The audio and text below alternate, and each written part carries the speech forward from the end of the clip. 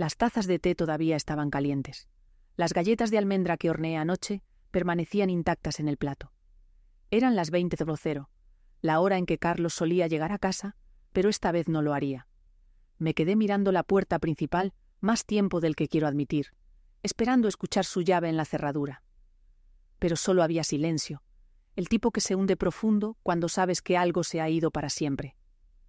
Mi nombre es Carmen Martínez. Durante 16 años pensé que tenía el tipo de matrimonio que otras personas deseaban. Carlos era tranquilo, exitoso, y hacía que todo pareciera estable cuando entraba en una habitación.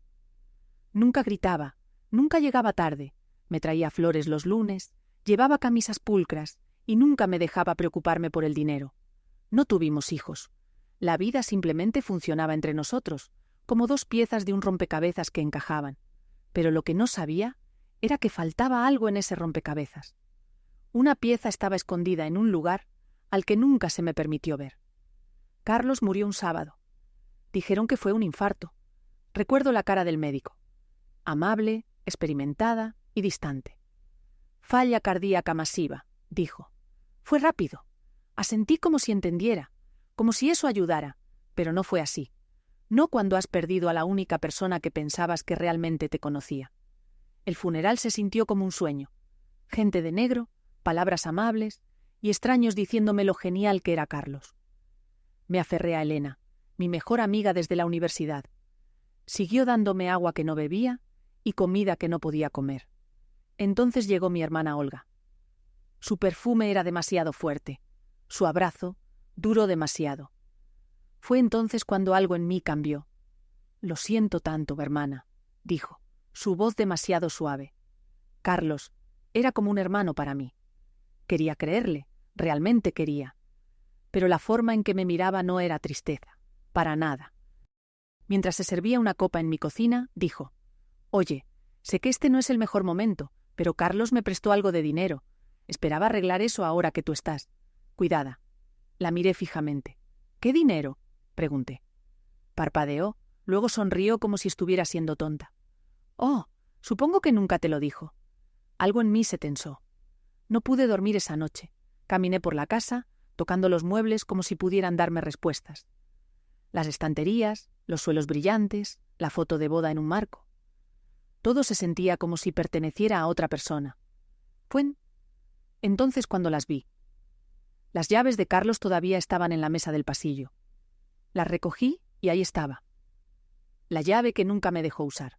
Se veía diferente de las otras. La del garaje. Le había preguntado sobre eso una vez hace años. «No hay nada especial ahí», dijo con una sonrisa. «Solo herramientas y grasa. ¿No te gustaría?» No pregunté de nuevo. Nunca insistí. Así funcionaba nuestro matrimonio. Simple, tranquilo y lleno de lugares a los que no se suponía que fuera. Pero ahora no tenía nada más que perder. A la mañana siguiente conduje al garaje. Estaba en una parte vieja de Madrid, detrás de algunos edificios deteriorados con techos oxidados y hierba creciendo a través del pavimento roto. No el tipo de lugar donde pensarías que Carlos guardaría algo, pero venía aquí todos los sábados, cada semana. Nunca pregunté por qué. La puerta metálica era más pesada de lo que pensé. La llave hizo un sonido fuerte al girar, y me quedé ahí por un segundo, asustada de lo que podría haber adentro. Olía a polvo y aceite. Busqué el interruptor de la luz y me detuve. No era un garaje. No había herramientas, no había cajas, no había piezas de coches. Parecía una habitación secreta construida para alguien que vivía una doble vida. Entré lentamente. Las luces de arriba parpadearon y iluminaron la habitación con un resplandor frío. Las paredes estaban completamente cubiertas. Fotos, artículos de periódicos, gráficos dibujados a mano y mapas de viaje. Una pared tenía filas y filas de fotos impresas, todas clavadas cuidadosamente. En cada foto, Carlos estaba ahí. Pero no era el Carlos que conocía. En estas fotos no llevaba sus trajes pulcros. No estaba arreglado y correcto. Se veía totalmente diferente, usando vaqueros, camisas casuales y cabello despeinado. Relajado, casi como un extraño. Su cara se veía más suave en las fotos. No parecía tan serio. Y en casi todas las fotos estaba parado junto a la misma mujer. Era hermosa, al menos 11 años menor que yo, con cabello oscuro y ojos agudos e inteligentes. Se veían cercanos, demasiado cercanos. Su mano estaba en su brazo, y él le sonreía de una manera que no había visto en años. Una foto los mostraba en la playa, otra en una cabaña de esquí. Una era de una cena elegante. Algunas tenían fechas escritas en la parte de atrás, con letra que sabía que era suya. 8 años atrás, 6 años atrás, 4 años atrás. Una era de hace solo unos meses, septiembre de 2023. Esa me detuvo. Ese mismo día yo había estado en casa cocinando su cena favorita, esperando que regresara de lo que dijo que era una reunión de clientes. Pero ahora estaba mirando una foto de él, sentado junto a esa mujer, y un hombre que parecía tener unos 30 años. Todos sonreían, como una familia feliz. En la parte de atrás de la foto, Carlos había escrito: Pilar y Francisco, septiembre 2023. Mis rodillas se debilitaron. Me agarré del escritorio metálico en el medio de la habitación para sostenerme. Entonces vi los papeles, pilas de archivos, registros bancarios, papeles de empresa, cartas de compañías extranjeras y formularios de impuestos que no coincidían con nada que conociera sobre su trabajo. En una carpeta encontré un informe médico. Mis ojos fueron directos a la parte superior, Instituto Cardiológico San Carlos. Estaba fechado hace menos de 3 meses. Vi el nombre completo de Carlos, luego el diagnóstico. Enfermedad cardíaca isquémica. Etapa 3, alto riesgo de infarto. Lo sabía. Sabía que se estaba muriendo. Y en lugar de decírmelo, en lugar de advertirme o prepararme, pasó sus últimos días construyendo una vida secreta con otra mujer, otro hogar y otra familia. Porque ese hombre joven en la foto tenía que ser su hijo. Mi estómago se retorció. 16 años. Estuve a su lado durante 16 años. Y ahora el hombre que enterré no era realmente mi esposo. Era alguien que no conocía en absoluto. Un extraño. Un extraño. Eso es lo que era. Un extraño que me miró a los ojos la noche antes de morir. Me entregó una pequeña caja de terciopelo, con un collar de zafiro adentro. Me besó la mejilla y dijo: «Eres la única para mí». Retrocedí hacia la puerta. No podía respirar. Mi pecho se sentía apretado y mis pensamientos daban vueltas. ¿Qué se suponía que hiciera con todo esto? ¿Quién era yo ahora? ¿Una viuda? Sí. ¿Pero la viuda de quién? Fue entonces cuando escuché algo. Pasos, suaves, cuidadosos, como si alguien no quisiera ser notado. Me di la vuelta rápido, mi corazón latiendo en mi pecho. Y ahí estaba él, el hombre joven de la foto. El mismo cabello oscuro, la misma mandíbula fuerte, los mismos ojos agudos e ilegibles. Cuando habló, su voz era firme, pero apenas podía escucharlo sobre el ruido en mis oídos. «¿Carmen Martínez?», preguntó. No respondí. «Pensé que podrías venir aquí», dijo entrando lentamente. «Soy Francisco Silva. Carlos Martínez era mi padre». Así como así, se sintió como si el suelo desapareciera debajo de mí. No recuerdo qué dije primero. Tal vez nada. Tal vez solo me quedé ahí agarrándome del escritorio como si fuera lo único que me impidiera caer. Francisco se acercó, moviéndose cuidadosamente como si supiera lo frágil que era esto. Lo miré, no solo a su cara, sino dentro de ella, buscando. Y ahí estaba, sus ojos. Eran los de Carlos. Esa misma mirada profunda y tranquila que decía más que las palabras. «¿Realmente eres su hijo?», susurré. «Sí», dijo Francisco sin pausa. «Y lo siento, nunca quise que te enteraras así». «¿Cuánto tiempo has sabido sobre mí?», pregunté, mi voz apenas un susurro. «Toda mi vida», dijo, calmado y honesto. No me dijo mucho, solo que estaba casado, que no sabías sobre mí. Nos mantuvo separados. Mi madre, Pilar, respetó eso. Nunca quiso causar problemas. Pero después de que murió el año pasado, las cosas cambiaron. Ella también se fue, murmuré.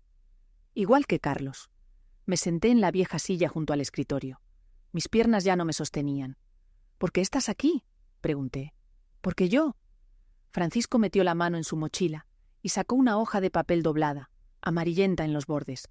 Me la extendió. Dudé. Luego la tomé. «Es un borrador de un testamento», dijo. «No está terminado. No es oficial.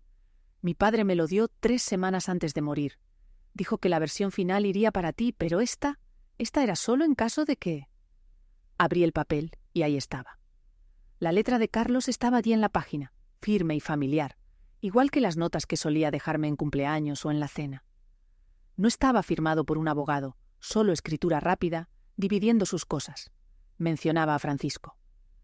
También escribió sobre una empresa de la que nunca había oído antes, Mercurio Sur Holdings. Entonces, una línea más se destacó. Acceso a documentos restantes guardados en bóveda de oficina.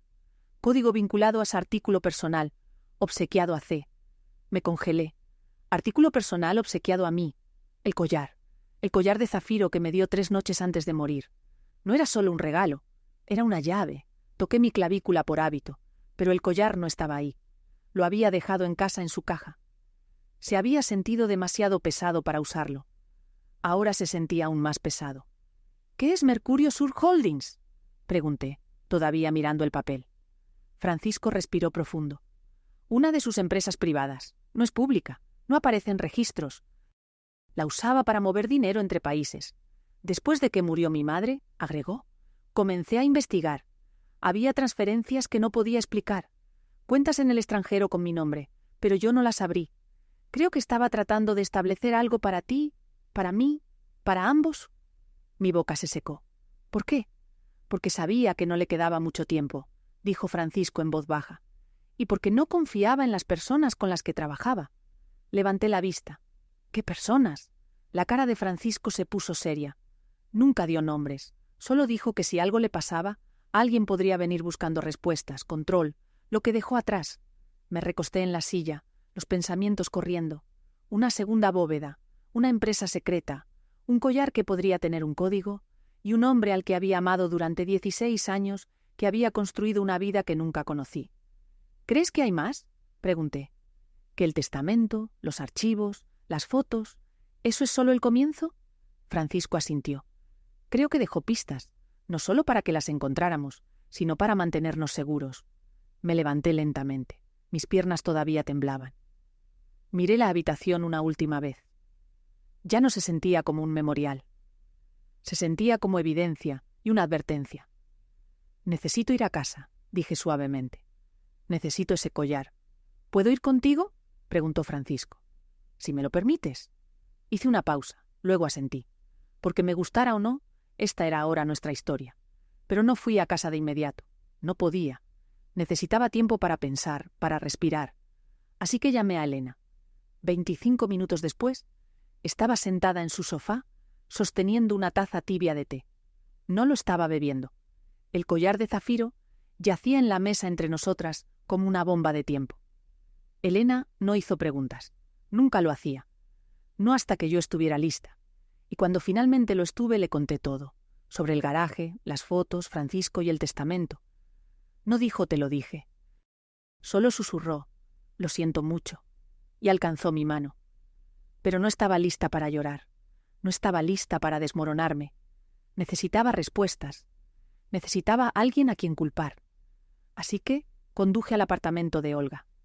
Estaba en un edificio nuevo y elegante en el norte de Madrid, el tipo con estacionamiento subterráneo, códigos de puerta y recepción.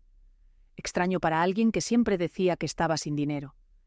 Mientras el ascensor subía, podía sentir mi rabia creciendo. Olga abrió la puerta descalza, usando pijamas de seda y sosteniendo una copa de vino. Su maquillaje estaba perfecto, su cabello arreglado como si esperara a alguien. «Vaya, si no es mi hermana en duelo», dijo con una sonrisa presuntuosa. «¿Vienes a revisar las obras de la viuda?» «Basta, Olga», le espeté. «Necesitamos hablar». La empujé para pasar a la sala. Fue entonces cuando vi la foto. Ella y Carlos riendo, sosteniendo copas de champán. La fecha en la esquina hizo que mi estómago se retorciera. Hace 6 años. «¿Qué es esto?», pregunté, señalando el marco. Olga se acercó lentamente y tomó un largo sorbo de vino. «Oh, eso. Una fiesta de la empresa. Estabas demasiado cansada para venir, ¿recuerdas? Carlos quería que fuera con él. Lo dijo como si no fuera gran cosa. Como si beber champán con mi esposo, mientras yo me quedaba en casa, doblando ropa, fuera completamente normal. Siempre nos llevamos tan bien», agregó casualmente. Me volví para enfrentarla. «¿Qué tan bien exactamente?». Su sonrisa se desvaneció. «Sé sobre Pilar», dije. «Sé sobre Francisco, el garaje, la empresa falsa, el testamento. Lo sé todo. Así que si hay más, dímelo ahora». Los ojos de Olga se entornaron. Caminó a su carrito de bar, llenó su copa de nuevo y habló en voz baja. «Bien, ¿quieres la verdad?» Dejó su copa y puso una mano en su estómago. «Estoy embarazada», dijo. «Y es de Carlos». No me moví, no podía hablar. Mi mente se quedó en blanco. 11 semanas, continuó. Me enteré una semana antes de que muriera. Él lo sabía. Dijo que se haría cargo de todo. Incluso me dijo que iba a dejar a Pilar. Me congelé. ¿Seguías viéndolo después de que Pilar murió? Olga se encogió de hombros. Ella nunca se suponía que durara. Yo siempre fui la que se quedó. Sentí como si no estuviera ni siquiera en mi propio cuerpo. Las paredes, el sofá, el zumbido bajo del refrigerador, todo se desvaneció. «Te acostaste con mi esposo», susurré. Olga se encogió de hombros de nuevo. «No actúes tan sorprendida. Tenías la vida perfecta, la casa bonita, las cenas a las 8:00. Mientras yo apenas salía adelante, trabajando empleos que no iban a ninguna parte, siempre siendo comparada contigo, como si fuera una versión rota de la hija que mamá realmente quería». Me miró entonces, y sus ojos eran filosos. «Tú eras su rutina. Yo era su escape». La abofeteé antes de darme cuenta de que me había movido. Su cabeza se volteó hacia un lado, y su copa de vino se hizo pedazos en el suelo. No lloró, no gritó, solo sonrió. «Ahí está», dijo. «La verdadera Carmen, no la esposa perfecta. Solo una mujer que finalmente sabe que su vida era una mentira». Me alejé, respirando fuerte. Mis manos temblaban. «¿Por qué no me lo dijiste?», pregunté, mi voz más tranquila ahora. «Porque nunca me habrías creído», dijo. «Siempre pensaste que tenía celos. Y tal vez los tenía, pero esto no era sobre ti. Era sobre finalmente conseguir algo para mí». Negué con la cabeza. «No solo tomaste algo, tomaste todo». Se acercó más. Su cara era difícil de leer. «Di lo que quieras, pero el bebé que crece dentro de mí, él o ella es tu familia, te guste o no». Mi garganta se sintió apretada. Quería gritar, tirar algo, regresar el tiempo, pero en su lugar dije: «Seguiré lo que Carlos escribió en su testamento. No por ti, por el bebé. El bebé no eligió nada de esto». Olga parpadeó. Su voz se suavizó un poco. «¿Lo dices en serio?» «No sé qué quiero decir», susurré. «Pero sí sé esto. Tengo que irme». Caminé hacia la puerta, sin siquiera importarme el vidrio roto crujiendo bajo mis zapatos. Mi mano tembló al alcanzar la manija. Ella preguntó algo sobre lo que Carlos habría querido, pero no respondí porque honestamente ya no lo sabía. No fui a casa esa noche. No podía enfrentar la mesa de cena limpia, la cama intacta o el silencio. En su lugar, volví donde Elena, sosteniendo el collar de zafiro en mi mano como si pudiera quemarme directamente. No preguntó dónde había estado. Solo abrió la puerta, miró mi cara y dijo: «Necesitas dormir». Pero no pude dormir. No cuando se sentía como si todo dentro de mí se estuviera desmoronando. A la mañana siguiente, Francisco me recogió. «Elena vino también», insistió. «No vas a entrar sola a la bóveda secreta de tu esposo», dijo, tirando su abrigo sobre el hombro. La oficina de Carlos estaba en un edificio alto en el centro. Siempre la llamaba un espacio satélite cuando preguntaba. «Un lugar tranquilo para reuniones», había dicho. Nunca la había visto antes. Pero Francisco tenía una tarjeta de acceso. «Estoy listado como copropietario», dijo, pasándonos por seguridad. La recepcionista apenas nos miró. Carlos había construido una vida tan secreta que nunca necesitaba explicación. El viaje en ascensor se sintió eterno. Cuando llegamos al piso 17, Francisco nos llevó a una oficina con paredes de vidrio. Era fría y moderna, con líneas limpias y esquinas afiladas. No había fotos mías, no había recuerdos, solo paredes grises, muebles elegantes y el aroma tenue de una colonia que no reconocía. Francisco señaló un gran cuadro abstracto detrás del escritorio. «La caja fuerte está detrás de eso». Metí la mano en mi bolso y saqué el collar. Mis dedos encontraron el pequeño broche. Lo giré hacia la izquierda. ¡Clic! Un pequeño compartimento oculto se abrió en la parte trasera del colgante de zafiro. Adentro había una placa metálica delgada del tamaño de una tarjeta SIM. Había números grabados en un lado. Francisco la tomó cuidadosamente y la deslizó en el teclado de la caja fuerte. Hubo un pitido bajo y luego la puerta de la caja se desbloqueó. Adentro había pilas de papeles. una memoria USB negra y elegante, una pequeña caja de madera y una llave plateada con una etiqueta que decía «Depósito Bancario Seguro Federal Trust». Francisco agarró los documentos primero. Contratos, transferencias de dinero, informes financieros. Algunos de estos nombres son bancos extranjeros, dijo. No solo estaba escondiendo dinero, lo estaba moviendo fuera del país rápidamente. Tomé la memoria USB, pero no la conecté, todavía no. Entonces abrí la caja de madera. Adentro había un anillo, oro simple con un diamante pequeño. Jadeé, no era mi anillo. Dentro de la banda había un grabado, para siempre. P. ¿No C? ¿No yo? P para Pilar. Dios mío, susurró Elena a mi lado. Francisco miró hacia otro lado, su mandíbula tensa. Le compró un anillo, dije, mi voz apenas audible. Iba a proponerle matrimonio, o tal vez ya lo hizo. No me pude mover, no pude llorar, ni siquiera pude hablar, porque ahí mismo, en la oficina fría y silenciosa de mi esposo muerto, finalmente vi la verdad que había tratado de no enfrentar. Él la amaba. Tal vez me amó también, a su manera, pero con ella era diferente. Ella obtuvo la versión real de él, el que sonreía en fotos, tomaba vacaciones y reía. Y yo obtuve lo que quedaba, la actuación. El esposo bien vestido que aparecía para la cena a las 8:00. Traía rosas los lunes y escondía todo detrás de puertas cerradas. Entonces Francisco me entregó una carta. Estaba doblada pulcramente. Mi nombre estaba escrito en el frente. La abrí con manos temblorosas. Carmen, si estás leyendo esto, me he ido. Lo siento. Nunca tuve el valor de decirte la verdad, de decir en voz alta lo que debería haber dicho hace años. Fui egoísta, construí 2 vidas porque no podía renunciar a ninguna. Y al final me costó todo. Te amé. Sé que probablemente se siente vacío ahora. Tal vez siempre lo fue, pero te amé de la única manera que sabía. Quería que tuvieras paz, que estuvieras segura. Por eso te dejé los papeles, el acceso, la verdad. Haz lo que necesites, quémalo, entiérralo. Dile al mundo, es tu elección ahora. Perdóname si puedes. Si no, lo entiendo. Carlos. Miré la carta, hasta que las palabras comenzaron a desdibujarse. Entonces se la entregué a Elena. La leyó en silencio, luego se la pasó a Francisco. Nadie dijo una palabra. ¿Qué había que decir? El hombre que todos pensábamos que conocíamos se había roto como vidrio. Ahora todo lo que podíamos hacer era averiguar qué hacer con los pedazos rotos. Salimos de la oficina en silencio. No un silencio tranquilo, solo el tipo que viene cuando no queda nada que decir. Elena manejó. Francisco se sentó a mi lado. Miré por la ventana, viendo pasar Madrid en tonos grises suaves del otoño. Mi esposo había vivido una vida que nunca vi. Ahora estábamos sosteniendo las piezas, y no sabíamos quién más podría estar observando.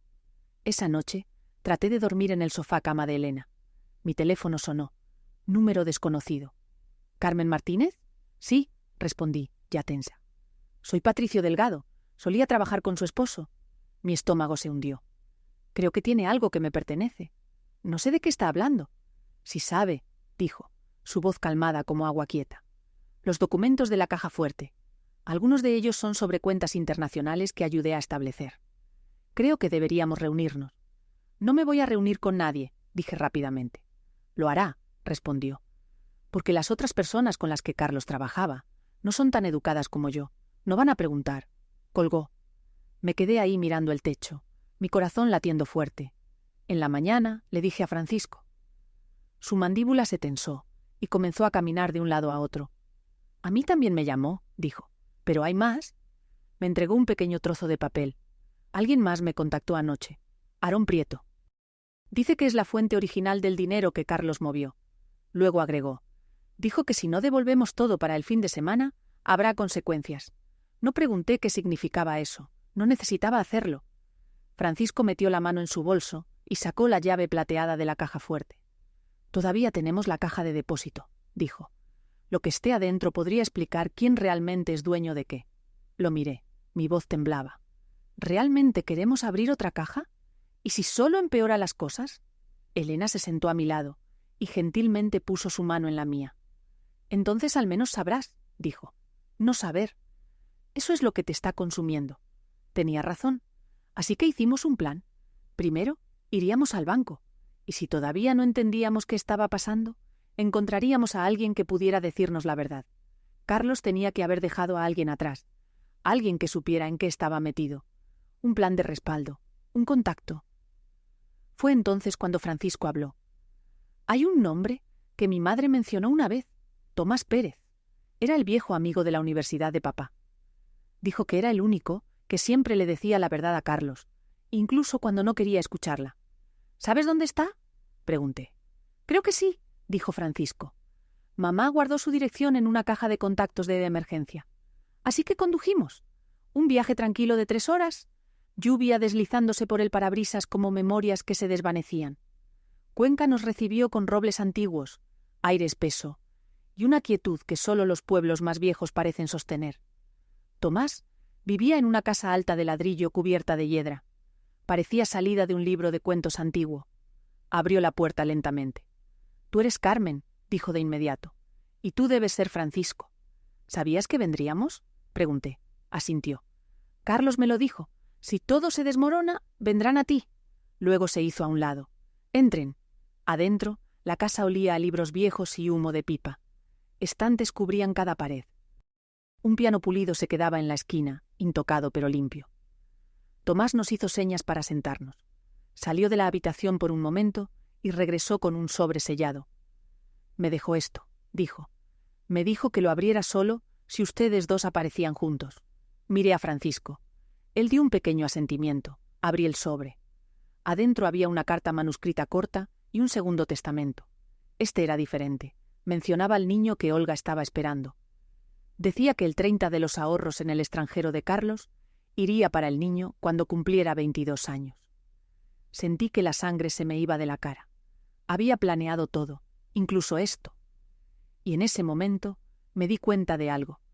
Estábamos parados en el medio de una tormenta que Carlos había construido pieza por pieza. Ahora, éramos nosotros los que habíamos quedado para lidiar con ella. Miré el testamento de nuevo. Hijo, no nacido de Olga Martínez. 30 para ser mantenido en fideicomiso hasta los 22 años. No era el dinero lo que me impactó, era lo cuidadosamente que había pensado en todo. Incluso después de la muerte, Carlos todavía estaba 3 pasos adelante. ¿Por qué nombrar al bebé, pero no a Olga?, le pregunté a Tomás. Porque confiaba en el niño, dijo Tomás en voz baja. No en la madre. Francisco se movió en su silla. Esto lo cambia todo. Significa que Olga no puede tocar ese dinero, no legalmente. Miré el segundo testamento de nuevo. ¿Y si trata de hacerlo? Tomás asintió hacia la memoria USB. Entonces usas eso. Carlos me dijo que contiene registros de cada transferencia, cada persona involucrada y cada crimen que cometieron para construir esto. Si vienen por ti, no retrocedas. Elena exhaló lentamente a mi lado. Tienes algo que ellos no tienen, dijo. Influencia. Por primera vez desde que Carlos murió, no me sentí pequeña. No me sentí como la mujer a la que habían mentido, engañado y abandonado. Me sentí como la que tenía el mapa, y eso me daba poder. Francisco se inclinó hacia adelante. Carmen, creo que es hora de que dejemos de solo reaccionar. Necesitamos actuar antes de que Patricio o Aarón lo hagan. Asentí lentamente. Vamos al banco. Condujimos de vuelta a Madrid antes del mediodía. El edificio del Banco Federal se quedaba entre una oficina de abogados y un sitio histórico antiguo. Se veía simple, como el tipo de lugar por el que caminarías sin notar nunca hasta que lo necesitaras. Elena se quedó en el coche. «Mándame un mensaje si se pone raro», dijo. «Y si no te dejan entrar, llora. Nadie le dice que no a una mujer llorando en un banco». Francisco sonrió. Yo no. Adentro, el gerente de la bóveda miró la llave plateada, verificó mi identificación y levantó una ceja. «Han pasado años desde que se abrió esta caja», dijo. «Está registrada bajo un nombre corporativo, Mercurio Sur Holdings». Nos llevó abajo a través de varias puertas cerradas y paredes gruesas de concreto. El aire se volvió más frío. Estaba silencioso. Luego estuvimos solos con la caja. Me entregó guantes. «Procedimiento estándar», dijo. «Les daremos privacidad». La puerta se cerró detrás de nosotros.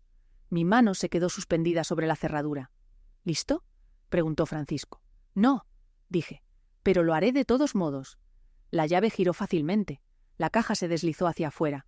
No había efectivo, no había pasaportes falsos, no había teléfonos secretos, No había paquetes de billetes sin marcar, solo una carpeta manila y una foto. La foto mostraba a Carlos, Francisco y Patricio Delgado parados frente a un SUV negro, brazos cruzados, riendo. Detrás de ellos estaba Aarón Prieto. La miré por mucho tiempo. No eran solo socios comerciales, dije. Eran un equipo. Francisco abrió la carpeta. Adentro había páginas de acuerdos firmados, registros de empresas falsas y pagos. Un documento tenía escritura roja en negrita en la parte superior. Seguro de chantaje de Prieto. Esto no era solo información, era un arma. Carlos guardó pruebas, susurré. De todo. En ese momento entendí. No me había dejado solo con un desastre. Me había dejado una manera de contraatacar. Y ahora tenía que decidir qué hacer con ello. No fuimos a casa. Fuimos a ver a un abogado, Alejandro Díez. Había manejado el patrimonio de mi padre hace años. Era honesto, tranquilo, y no le gustaba el drama. Le conté todo. Bueno, casi todo. No el romance, no Olga, solo las partes que importaban para la ley. Los documentos, las amenazas, las cuentas secretas. No se inmutó. ¿Quiere presentar cargos?, preguntó. No, dije. Quiero protección, asintió. Entonces haremos copias de todo. Digital, impreso, almacenado en 3 lugares separados. Una copia aquí, una contigo y una con alguien no conectado a ninguno de nosotros. Conozco a la persona perfecta, dijo Elena, dando una sonrisa seria. Pasamos horas escaneando todo. Carlos había mantenido registros cuidadosos, nombres, fechas, transferencias bancarias, facturas falsas. Esto no era solo negocio turbio. Era una operación criminal completa que se extendía por países. Y con Carlos muerto, probablemente pensaron que toda la prueba desapareció. Estaban equivocados. Al final del día, Alejandro escribió una carta corta y fuerte. Agregué una línea al final con mi propia letra. Pruébame. C.M. Se la enviamos a la oficina de Patricio Delgado por mensajero. Llamó 20 minutos después. ¿Crees que eres inteligente?, dijo enojado. Estás en agua muy profunda. No, dije con calma. Tú estás, porque mi próxima llamada es al Ministerio de Hacienda y después a Interpol. Hubo silencio. Luego se rió. Está bien, dijo. ¿Qué quieres? Nada, dije. Solo que pares. No más llamadas, no más amenazas, no más visitas sorpresa. Si me tocas a mí o a alguien que me importa, todo el archivo se hace público. Cada nombre, cada firma. ¿No quieres ese tipo de problemas? Ya tengo ese tipo de problemas, respondí. La diferencia es que ya no tengo miedo. Colgó. 3 horas después, Aarón Prieto llamó.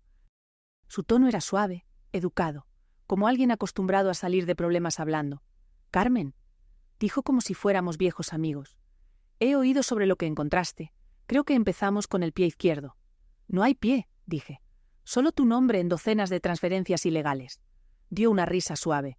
Todo solo hipotético, por supuesto. Dejé que el silencio se extendiera. Luego dije, «Sé que piensas que puedes controlar esto, pero aquí está la cosa, señor Prieto. No me queda nada. No hay reputación que proteger. No hay empresa que salvar. Y eso me hace muy peligrosa». No respondió. Terminé la llamada. Esa noche, Francisco y yo nos sentamos en el porche de Elena. La memoria USB estaba en su bolsillo. Una copia de la carpeta estaba enterrada en una maceta detrás de nosotros. Tal vez era paranoia, pero después de que me mintiera la persona en la que más confiaba, la paranoia se sentía como supervivencia. No sabía que era capaz de esto, dijo Francisco suavemente. Mi mamá siempre decía que era complicado. Pensé que se refería a triste, no corrupto. Era ambas cosas, dije. Y tal vez peor. Mire las estrellas, frías, quietas, inmutables. Aún no hemos terminado, dije. Francisco se volvió hacia mí. ¿Qué quieres decir? La memoria USB, dije. Era pequeña, negra y simple como si no tuviera nada que decir, a menos que preguntaras de la manera correcta. No la abrimos esa noche o la mañana siguiente. Me tomó 3 días. 3 días para prepararme para cualquier verdad que todavía estuviera esperando. Por 3 días practiqué cómo podría reaccionar. Como si ensayara lo suficiente, el dolor de la traición no golpearía tan fuerte. Francisco se sentó a mi lado en el sofá. Elena trajo té de nuevo. Nadie dijo una palabra mientras conectaba la memoria USB. Apareció una carpeta. Se llamaba Para Carmen. Adentro había un solo video fechado apenas 11 días antes de que Carlos muriera. Mis dedos se quedaron suspendidos sobre el archivo. Luego hice clic. La pantalla estuvo negra por un momento, luego parpadeó. Era Carlos, pero no el hombre pulido y sonriente de las fotos de boda. No la cara tranquila que había visto cada noche en la cena. Este Carlos se veía cansado. Sus ojos estaban hundidos, su camisa arrugada como si no hubiera dormido en días. Se inclinó hacia adelante. «Carmen», dijo, «si estás viendo esto, significa que no lo logré. O tal vez se me acabó el tiempo». Suspiró y se frotó la cara. «No hay manera fácil de decir esto, así que solo lo diré. Nunca fuiste la de quien necesitaba esconder cosas. Eras la que quería proteger. Pero esperé demasiado tiempo, y ahora todo me está alcanzando». Hizo una pausa. «Hay alguien de quien necesitas tener cuidado, alguien en quien confías más de lo que deberías». Mi corazón se ralentizó. Miró directamente a la cámara. «Es Olga». La habitación se quedó quieta. «No era solo alguien con quien cometí un error», dijo. «No era tan simple. Ella planeó esto desde el principio. El embarazo no fue un accidente. La noche que le dije que no podía hacer esto más, cambió. Dijo que si la dejaba, expondría todo. El dinero, las cuentas falsas, todo lo que enterré para protegerte». Se inclinó más cerca. «Creo que mató a Pilar. No podía respirar. No puedo probarlo», dijo Carlos. Pero el momento fue demasiado perfecto. Pilar acababa de hacer las maletas. Me dijo que había reservado un vuelo de ida a Portugal. Luego el accidente, un coche, sin testigos. Dijeron que fallaron los frenos, pero había llevado el coche al servicio el día anterior. Su voz tembló. Olga sabía que estaba embarazada. Pilar no lo sabía. Eso cambió todo. Miró a la cámara de nuevo. Dijeron que fue un accidente, sin juego sucio, pero Olga sabía y Pilar no. Elena se cubrió la boca. Las manos de Francisco se curvaron en puños. «Traté de arreglarlo», dijo Carlos. «Moví el dinero, hice copias, me aseguré de que si algo me pasaba, tuvieras todo lo que necesitas. Siento haber causado tanto dolor antes de hacer lo correcto». Miró hacia abajo, luego de vuelta a la cámara. «Era débil, pero tú no lo eres. Y si quieres alejarte de todo esto, hazlo. Toma lo que es tuyo. Deja el resto atrás». Hizo una pausa. «Pero si decides contraatacar, no lo hagas sola». La pantalla se congeló, luego se puso negra. Me quedé ahí congelada, se sintió como horas. Carlos sabía de lo que Olga era capaz, sabía lo que venía. Y aún así, trató de controlar la historia incluso después de la muerte. Tal vez era culpa, tal vez era miedo. Pero ahora me había dado la verdad, y era mi turno de decidir qué hacer con ella. Olga no sabía que había visto el video, no cuando la invité a almorzar, no cuando la abracé en la puerta y le dije que la extrañaba. Le dije que deberíamos hablar de nuevo como hermanas de verdad. Sonrió como alguien que pensaba que ya había ganado. Llevaba un vestido azul suave que mostraba su barriga de embarazada. «¿Patea cuando bebo jugo de naranja?», dijo con una risa, frotándose el estómago. Yo también sonreí, pero no con los ojos. Nos sentamos en el porche de Elena. Francisco se quedó adentro. Elena nos trajo té dulce, luego nos dio espacio. «Me alegra que hayas llamado», dijo Olga, juntando las manos en su regazo. «Estaba preocupada de que todavía estuvieras enojada». «¿Por qué estaría enojada?», pregunté con calma. «¿Porque mi esposo se acostaba con mi hermana o porque te dejó una parte de su dinero?». Olga parpadeó. Esa fue la primera grieta. Se movió en su asiento. «Carmen, esto es difícil para ambas. Carlos estaba confundido. Estaba dividido, pero te amaba». «No», dije, «no me amaba. Me tenía lástima». La cara de Olga se tensó. Me incliné más cerca. «Y tenía miedo de ti». No dijo una palabra. Entonces puse la memoria USB en la mesa entre nosotras. Los labios de Olga se separaron solo un poco. «Sé sobre el dinero, las mentiras. Sé que iba a dejarte. Y sé lo que le pasó a Pilar». Se quedó quieta. Luego dijo, «No puedes probar nada». «Tienes razón», dije, «pero no tengo que hacerlo». Frunció el ceño. Me levanté. «No voy a ir a los tribunales. No voy a llamar a la policía. No voy a perder tiempo esperando que el sistema arregle esto». La miré directamente a los ojos. «Solo me voy a alejar, y te voy a dejar con todo lo que pensaste que querías. El dinero, el niño, las mentiras». Olga también se levantó. «¿Crees que eso me asusta?». «No», dije, «pero lo hará». Luego me di la vuelta y caminé de vuelta adentro. Francisco me estaba esperando. Más tarde esa tarde, Me reuní con Alejandro Díez de nuevo. Le di la memoria a USB. Una declaración firmada y una instrucción clara. Si algo me pasa, envíalo a la prensa. Todo. Después de eso, fui a casa, de vuelta a la casa que una vez compartí con Carlos. Estaba silenciosa ahora, quieta. Caminé por cada habitación, tocando los respaldos de las sillas, los marcos de las puertas, la grieta en el suelo que nunca arreglamos. Abrí el armario, empaqué una maleta y dejé todo lo demás atrás. Cuando llegué al garaje, cerré la puerta con llave detrás de mí, no porque tuviera algo que esconder, sino porque sabía que no iba a volver. Una semana después me subí a un avión a Valencia. Aire fresco, un nuevo nombre en el contrato de alquiler, una pequeña casa cerca de las montañas. No más secretos, no más cajas fuertes, no más fingir. Solo yo, Carmen Martínez, viuda, superviviente. No la mujer a la que mintieron, sino la mujer que convirtió el silencio en fuerza.